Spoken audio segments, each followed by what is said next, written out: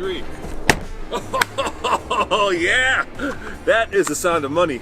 Hey Tommy, normally when we're doing these videos we're in the Colorado mountains, but today, where are we at? We're in the woods.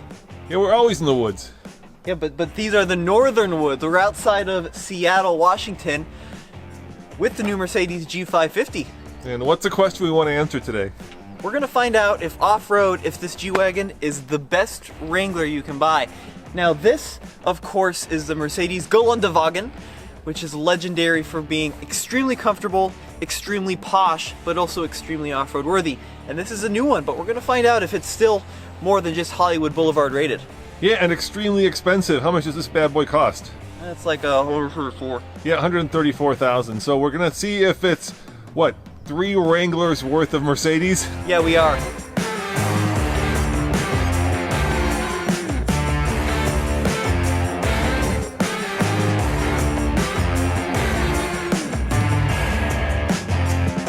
You know, Tommy, there's a lot of luxury in this new G-Wagon, but the thing that hasn't changed, which I'm so happy about, is right here.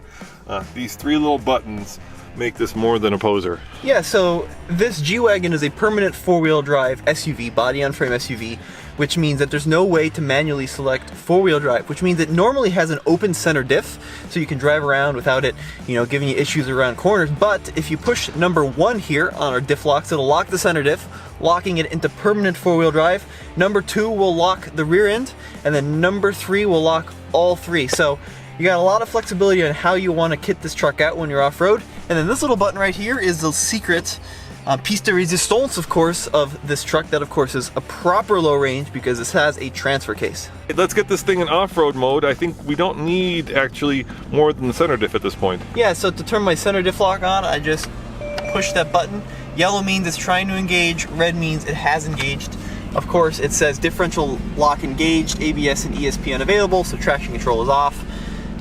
This is going to be a fun one. Yeah, and I'm happy that they actually put real off-road tires on this truck, giving it real off-road cred. Yeah, that's what the issue with a lot of the old ones were, and the 63 is still like this. But if you go out and buy a G-Wagon, you got the 3 locking diffs, and then you've got, you know, a paper slim bit of sidewall and a 22-inch wheel. This one actually has a real 18-inch wheel with a real off-road tire. Normally, the Mercedes G-Wagon comes with 19-inch wheels at a minimum and all-season tires. However, for this test, Mercedes provided us with a set of 18s and actual off-road tires. Tom, you know that I'm a huge fan of off-roading and I love any vehicle that's good off-road. Yeah. The problem is that my checking account isn't as big as my lust for this vehicle. Right. And that bums me out, but we have been looking for a used one, and even used, right? They started importing them in 2002. Yeah. With the, I think it was the G500, right? Yeah. Back in the day. Yeah, yeah. Even those are still around 25K. The good news about those is that while they're expensive, you don't feel bad about necessarily damaging them, right? Yeah, I mean, this is an expensive truck, and you'd feel real bad if you wrapped it into a tree. All right, now here's a really great test of articulation. Okay. I think this will see how this front independent suspension does compared to the solid axle, right? That's the one thing that you're kind of worried about. Yeah, they went from a solid axle front end in the old one to an independent front end in the new one. It's still a locking front end like a ZR2 that's independent, but I'm not as happy about it, if I'm honest. All right, well, let's see how it handles this.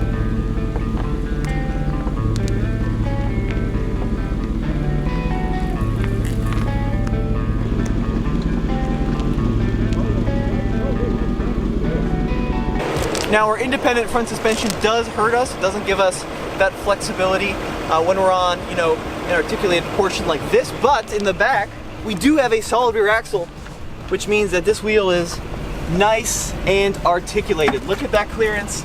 It keeps both of the rear wheels on the ground. And we've got coil springs back here as well, which means it's got a good ride with that long wheelbase. This thing is awesome. Up in the back here, there's something cool underneath. Show them. Oh yeah, check this out. So we've got dynamic shocks on this G-Wagon, and I think we even have like remote reservoirs, which is pretty advanced from the factory. Yeah, and there you can see a good shot of the solid rear axle. Oh, this has seen some off-roading, huh? Yeah, this has been off-road already. This is not a pristine G-Wagon. Okay, well let's bring her down. All right, nice, good approach angle. Oh, look at that, look at that. That's where the steps could potentially hit. Oh, so close. Well, not bad. Yeah, it's all right.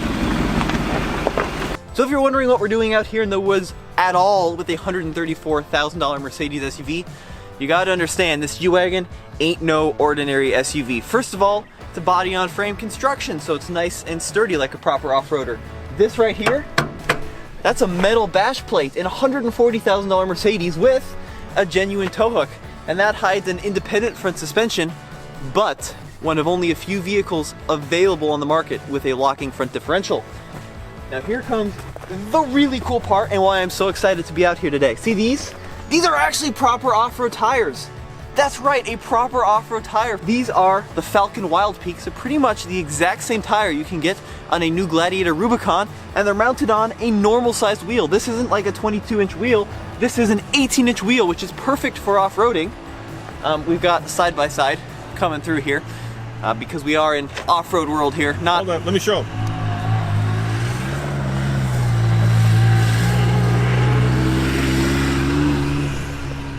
Yeah. You're wondering if we're actually out in the real world here. That is a real side-by-side going up the same trail this Mercedes is about to go up. In the back, well, solid rear axle with a rear locking differential. So 3 locking diffs total with the rear, a center, and a front. A real low range, a real solid axle, a full-size spare tire slung out back. I mean, this thing is the real deal, at least on paper. Coming up this hill, I might have a chance to play with some of my locking diffs a little bit. Now I have the center locked, but as I crest this little ledge, see if I can get it stuck. Yeah, it's nice and stuck. So what I'm gonna do is just lock the rear, one push of the button. Yellow means it's trying to lock, and red means it's locked, and just pulls us right up. Didn't even need the front there, of course, but it's really amazing how easy these diffs are to actuate and how quickly it'll get us on our way.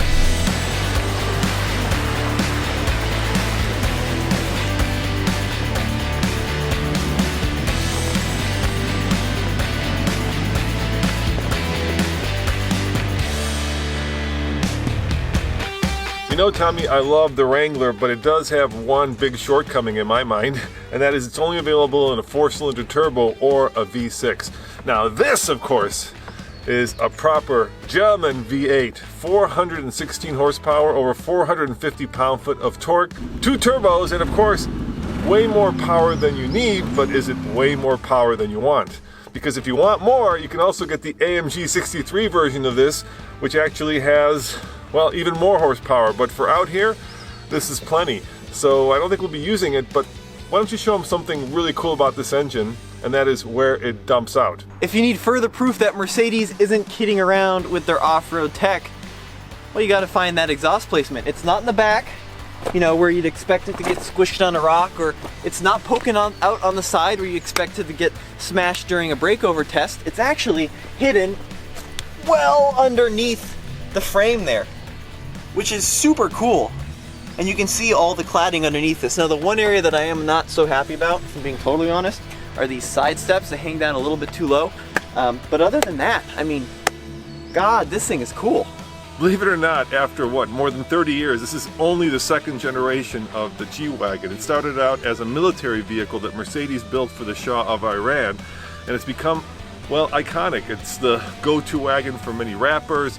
Most of these things spend more of their time on Hollywood Boulevard instead of here in the woods. But Tommy, you know, we're here to show that this thing is much more than a poser, that it has the off-road cred to take on the stuff that a Wrangler would take on and do it better. 40 years, Dad. 40 years! 1979. There you go, 40 years of off-road military vehicle and only the 2nd generation.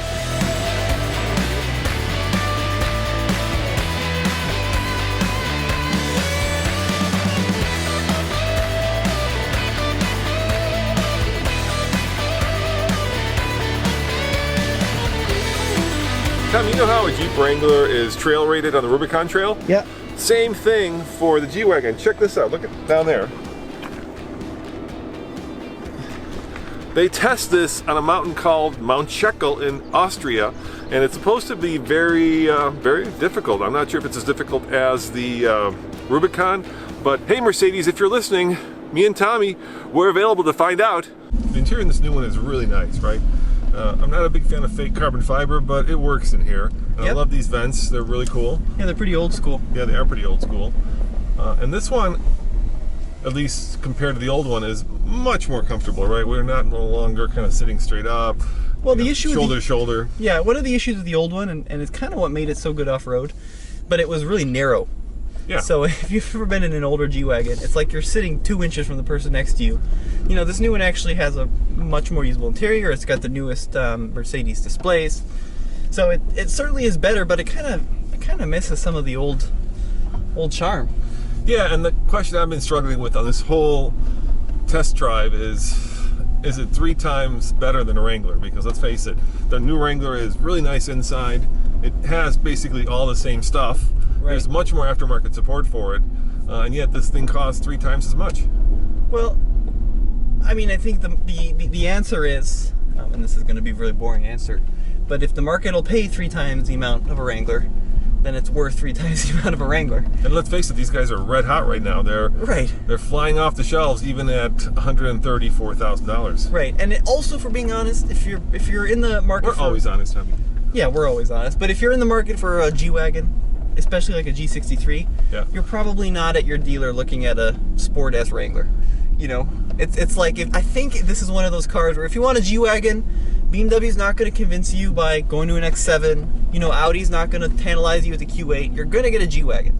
Because Mercedes knows that, because they make the GLS, which competes with the X7 and the Q8.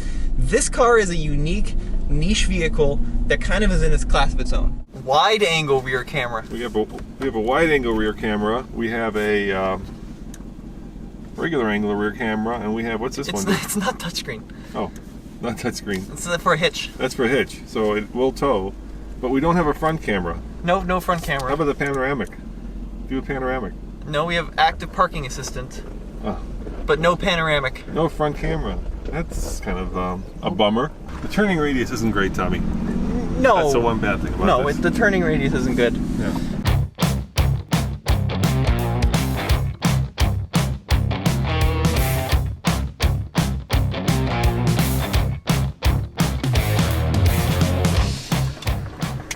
Oh, PRD Pros.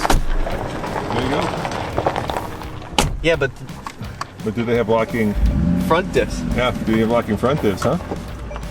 Yeah, the answer is no. You don't have locking front diffs, do you?